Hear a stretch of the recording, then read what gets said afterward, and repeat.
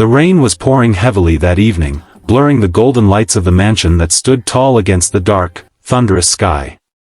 Inside, the warmth of luxury, the crackle of a fireplace, and the scent of expensive cologne filled the air. But outside, right by the back gate, someone sat under the downpour, trembling, holding a small steel lunchbox close to her chest.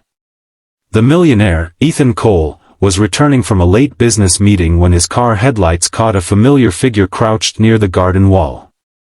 For a moment, he thought it was an animal, but as he stepped closer, he saw it was his maid, Anna, sitting on the wet ground, eating cold rice with her fingers, rainwater mixing with her tears. He froze. What was his maid doing out here, in the storm, alone, and crying?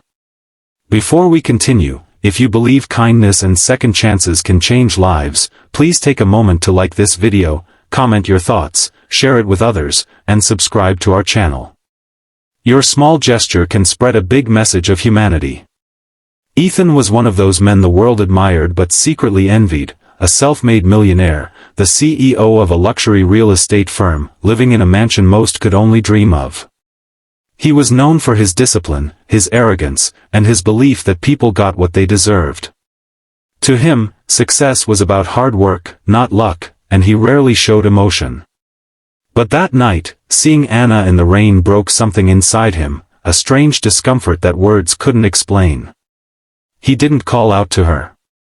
He just stood there, watching quietly as she struggled to finish her meager meal before standing up and slipping through the servant's entrance like a ghost. Ethan couldn't sleep that night.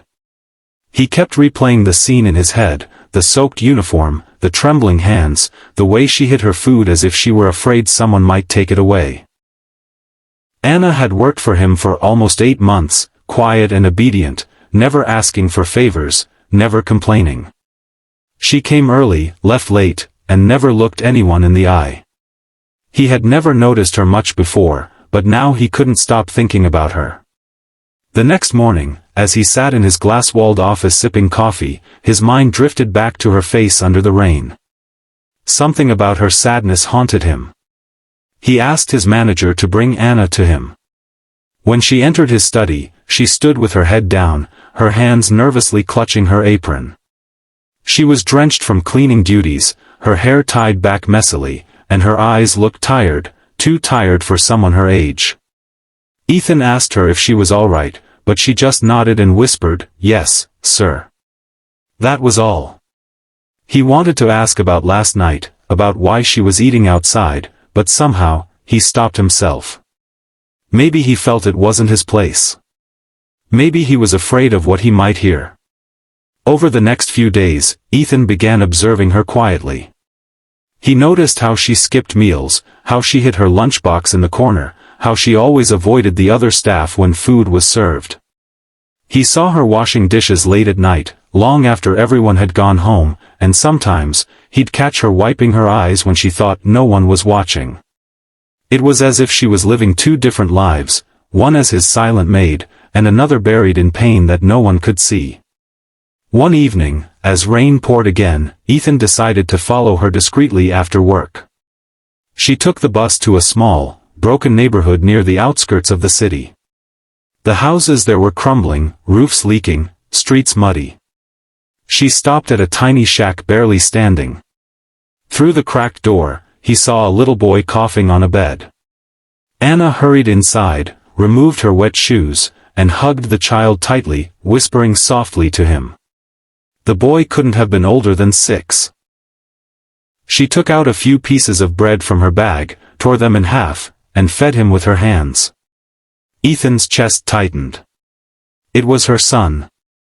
He stood outside, hidden, watching her talk to the boy, who was clearly weak and pale. The room had no electricity, just a candle flickering on a table beside an old photograph of a man in a soldier's uniform. On the wall hung a certificate of bravery, dusty and torn. That's when it all started making sense. She was a widow. The next day, Ethan quietly asked his secretary to dig into Anna's background, not to invade her privacy, but to understand the truth. What he learned left him speechless. Anna's husband had been a soldier who died saving civilians during a flood 3 years ago. After his death, she was left with debts from his hospital bills and a child who had a severe lung condition. With no family to help, she worked multiple jobs to survive, often skipping meals to afford her son's medicine. She never asked anyone for help. She just kept working. Ethan couldn't believe that someone could endure so much pain in silence. That night, when he returned home, he found her again sitting near the servant quarters, eating her small meal in a corner. This time, he couldn't stay silent. He walked up to her and asked gently, "Anna, why do you always eat alone?" She froze, eyes wide, clearly scared. I don't like disturbing others, sir," she murmured. He could hear the tremor in her voice. He didn't press further but left her with an envelope the next morning, containing her salary tripled, with a note, "For your son." But Anna returned the envelope. She left it on his desk with a short note, "Thank you, sir, but I can't take money I haven't earned." That simple sentence hit him harder than any business failure ever had. For the first time, Ethan realized what true dignity looked like. It wasn't in wealth, but in strength, the strength to stand tall even when life broke you down. He started helping her silently after that. Arranging better shifts so she could go home early, secretly enrolling her son in a free healthcare program, and sending groceries to her home through a local charity under a different name. He didn't want her to know it was him. But fate has a strange way of revealing truth. One afternoon, Anna came running to his office in tears. "Sir, my son, he's breathing again. The doctor said someone arranged his treatment, but they wouldn't tell me who. I just wanted to thank whoever helped me." Her voice cracked as she spoke, her eyes shining with gratitude. Ethan couldn't look at her. He simply said, "That's good news, Anna. Some people still care in this world." She smiled through her tears and said softly, "Yes, sir, maybe there are still angels among us." From that day onward, Ethan began to change. He stopped treating people as numbers or employees. He started talking to his staff kindly, offering them proper meals, health support, and fair pay. It was as if Anna's quiet courage had awakened the humanity inside him that he'd buried under layers of wealth and pride. His mansion, once cold and silent, began to feel alive again, with laughter, warmth, and compassion. A few months later, Anna came to work with brighter eyes and a calmer smile. Her son had fully recovered. She still worked hard, still humble, but something in her spirit glowed differently, like someone who had finally seen the sun after years of darkness. Ethan often watched her from a distance, silently grateful that fate had made him stop that night in the rain. Because if he hadn't, he might never have known what true richness meant. One day, as he was leaving for a charity event, he saw her standing by the garden, planting flowers in the rain. He walked up to her and said, "Anna, you don't have to do this now. You'll get wet again." She smiled gently and replied, "Rain doesn't bother me anymore, sir. It reminds me of hope. It reminds me that no matter how heavy it falls, it always ends. And life blooms again." Those words stayed with him forever. That evening, as Ethan addressed a hall full of business elites, he shared her story, not mentioning her name, but speaking about the strength of unseen heroes who fight silent battles every day.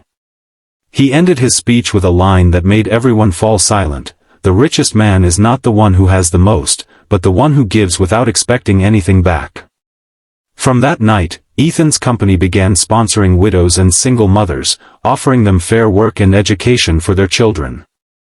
And every year, when the rains returned, he would quietly visit that small shack on the outskirts, now rebuilt and shining, where Anna and her son lived happily. He never went inside, never revealed his identity as their secret helper. He would just stand by the gate, watching the light through their window, and smile, feeling peace for the first time in years. Sometimes, the people who seem the smallest teach us the biggest lessons. And sometimes, the ones who serve us end up saving us in ways we could never imagine. If this story touched your heart, please like, share, and subscribe to our channel. Leave a comment telling us what lesson you learned, because your words might inspire someone else to choose kindness today. And before we end, tell us in the comments below, what would you do if you saw someone eating alone in the rain? Because sometimes, a single act of compassion can change not just a life, but an entire heart. Red Heart.